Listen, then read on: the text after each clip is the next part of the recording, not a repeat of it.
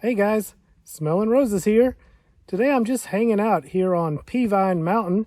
This is in Amherst County in the Blue Ridge Mountains of Virginia. I was recently tagged by my good friend Jim Hayes in the Show Us Your Brew tag for mental health. To be really honest with you guys, I'm not the right person to ask for mental health advice. Doing stuff like this right here is all I know about mental health and trying to maintain it. Getting out here and reconnecting with nature, it's the best medicine, guys. It really is.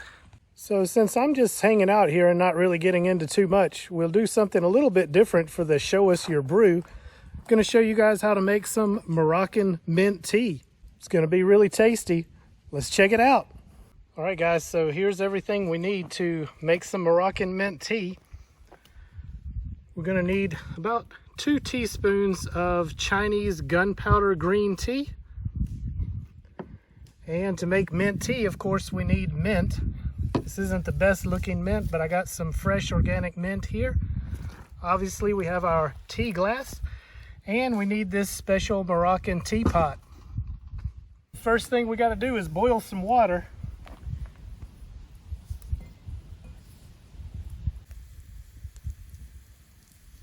So while we are waiting for the water to boil, we'll go ahead and get our teapot ready. And the first thing we're going to do is simply to dump our tea into the pot. All right, guys, our water's boiling pretty good. So what we're going to do now is pour it into the teapot. Just going to pour about 1 cup or so of water. We're not going to pour a lot.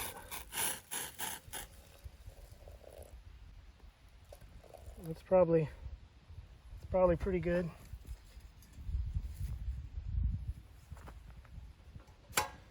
What this does is it warms up the pot, gets it ready to make the tea.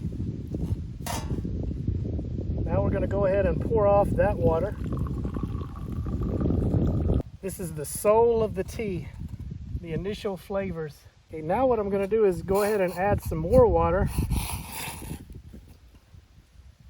We're going to swirl that around, and this water we're going to discard. Basically, we just wash the tea. Okay, now we're ready to go ahead and add our fresh mint. We'll just stick it down in there. And I failed to mention earlier, but Moroccan mint tea should be sweet. You can add sugar to taste, but it should always be sweet. Now we'll go ahead and add water, and this time we're going to fill up the pot.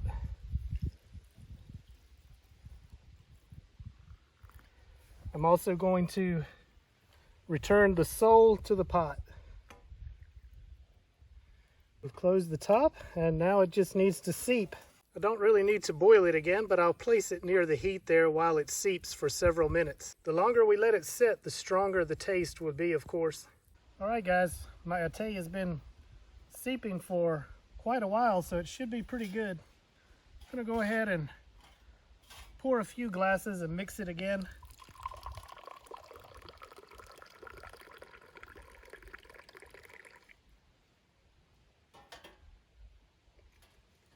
Get all those flavors mixed together.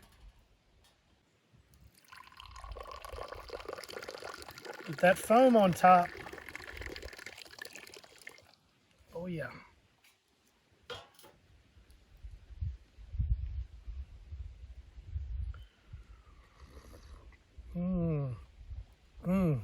So tasty, guys. So good.